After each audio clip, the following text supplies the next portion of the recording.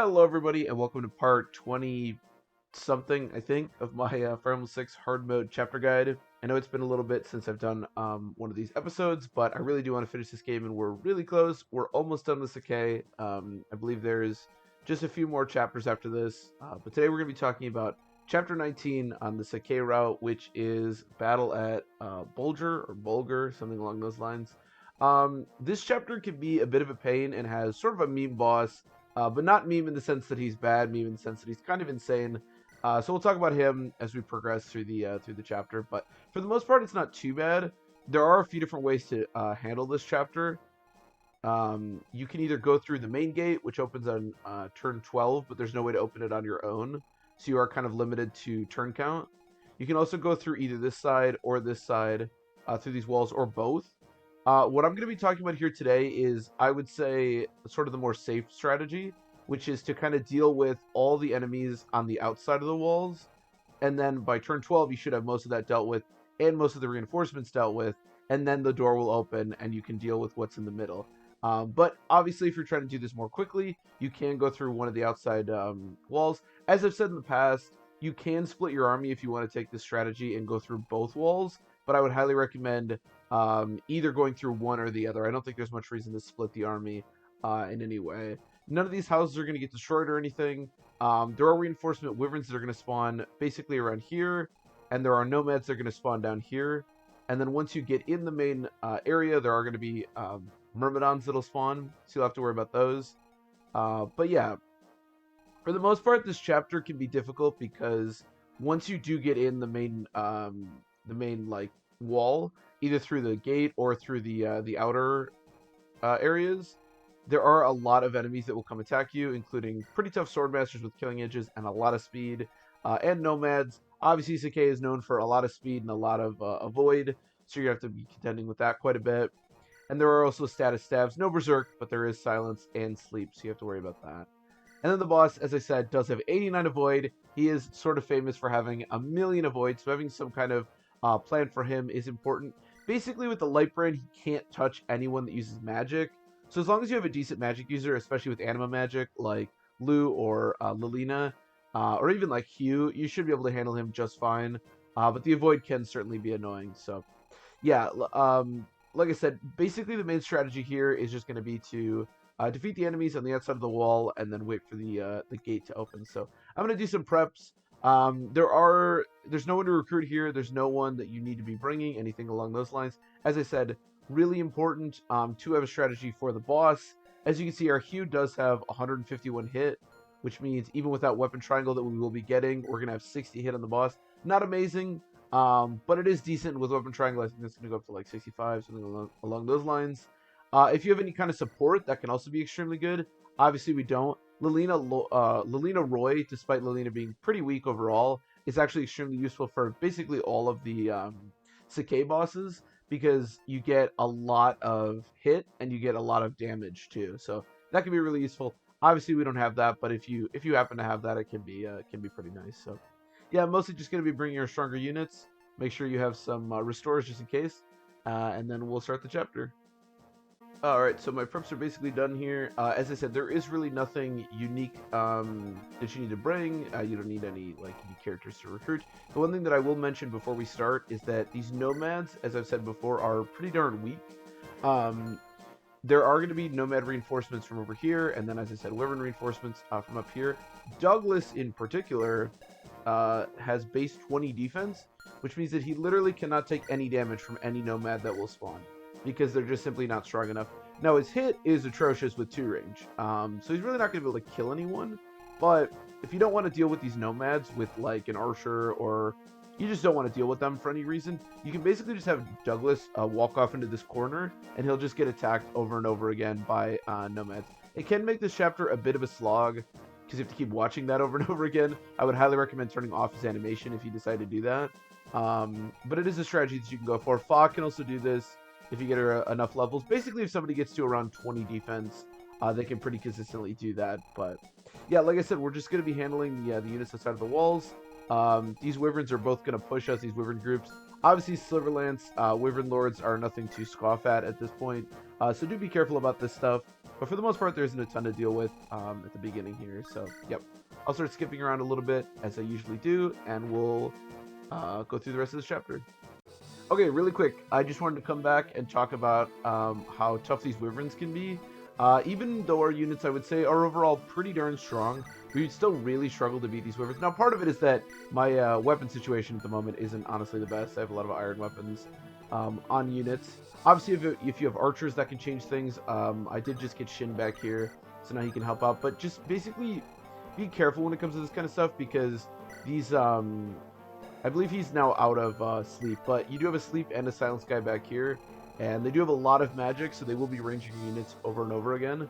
So just be aware that, like, being neutered with your units and having to deal with two big groups of wyverns can be a headache. So be really careful when it comes to this outside units. They don't seem very tough because it's just, 8 units in total, but they can absolutely kill units, so just be really careful.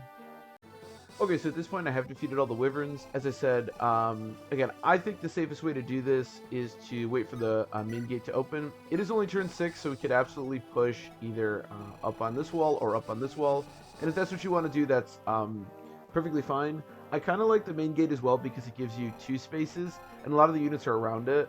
I will say, and we'll talk about this more once we actually open the gate, but it is going to get really cramped in here.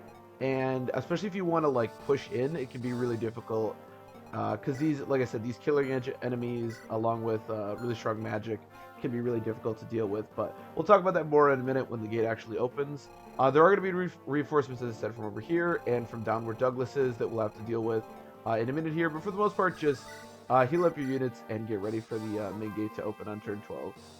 Okay, so really quick, I want to talk about the reinforcements. As I said, nomads do spawn down here, 4 nomads. As I said, no nomads are going to get over 20 attack. So Douglas is perfectly fine just standing here and, I don't know, being a brick wall. Over here we do have wyverns spawning.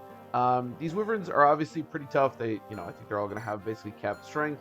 Melody's going to do a fine job fighting them, but obviously if you don't have a unit as strong as Melody, you don't have to put a unit over here. Well, I say as strong as Melody, she could just miss a 92%, but yeah, just make sure you're dealing with the reinforcements, and again, just waiting until turn 12. I believe it's, actually, I can check what turn it is in a sec. They start on turn 9, so just be aware of that. Alright, so we're finally at turn 12, which means the gate has opened.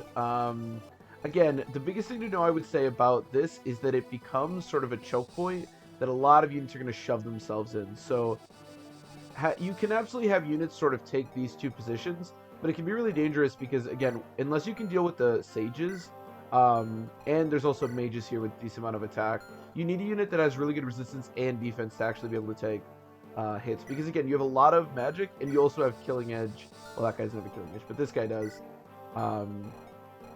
So there are absolutely units like that. For example, you could barrier Melody, something along those lines. But, yeah, just be really careful with this choke point here.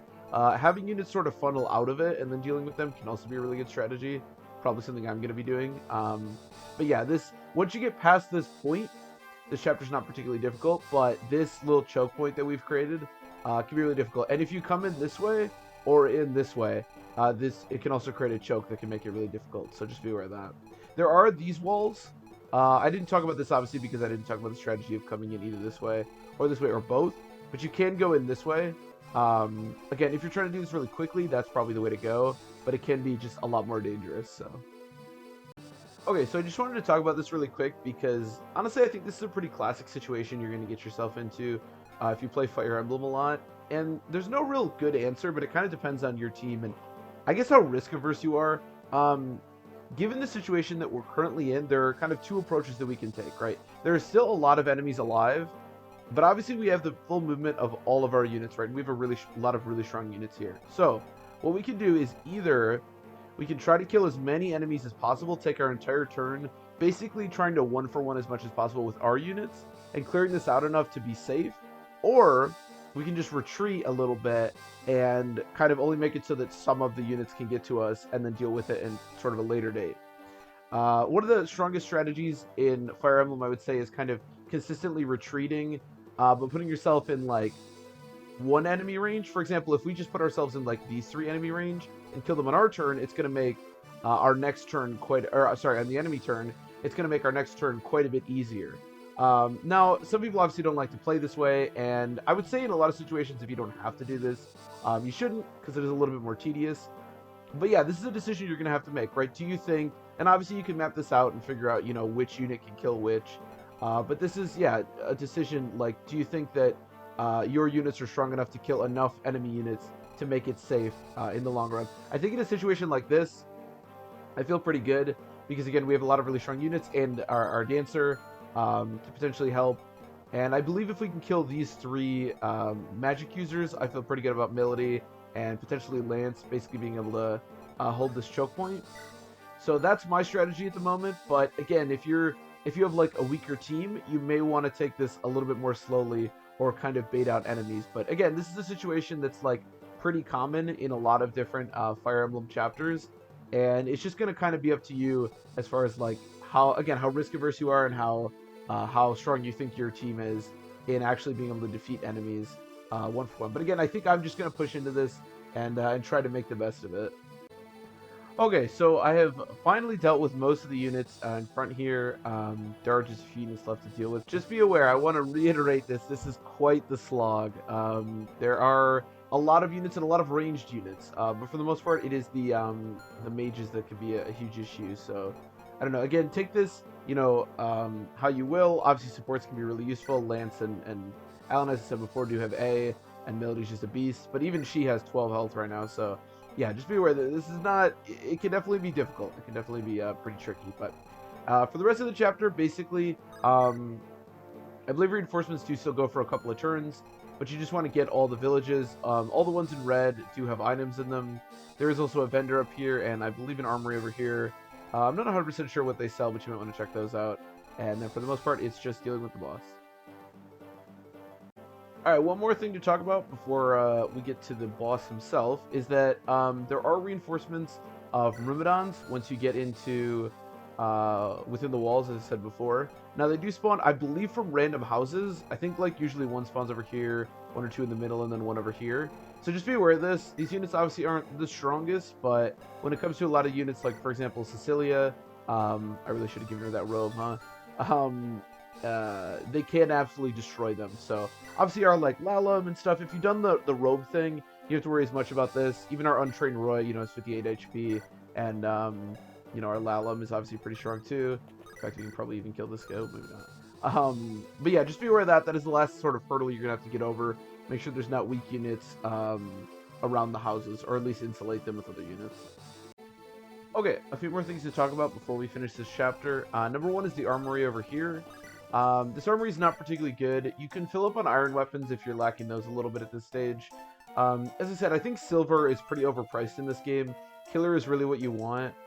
If you really want some silver weapons, you can certainly buy them here. Obviously, I don't have very much money because we've got all those robes. But yeah, I don't think silver is very good, so I wouldn't really recommend buying that. And then over here, we really just have offensive magic tomes. There's no heals or restores or anything here, which is actually kind of a bummer. If that's what you're looking for, but if you need any kind of like offensive magic, you can absolutely get that there. There's one more thing I wanted to mention before we get to the boss, which is that these guys actually start to run out of hits because they lose a hit every time they hit Douglas. I have with the javelin, he actually gained a level in gut speed, which is kind of funny, but yeah, whatever. Doesn't really matter much.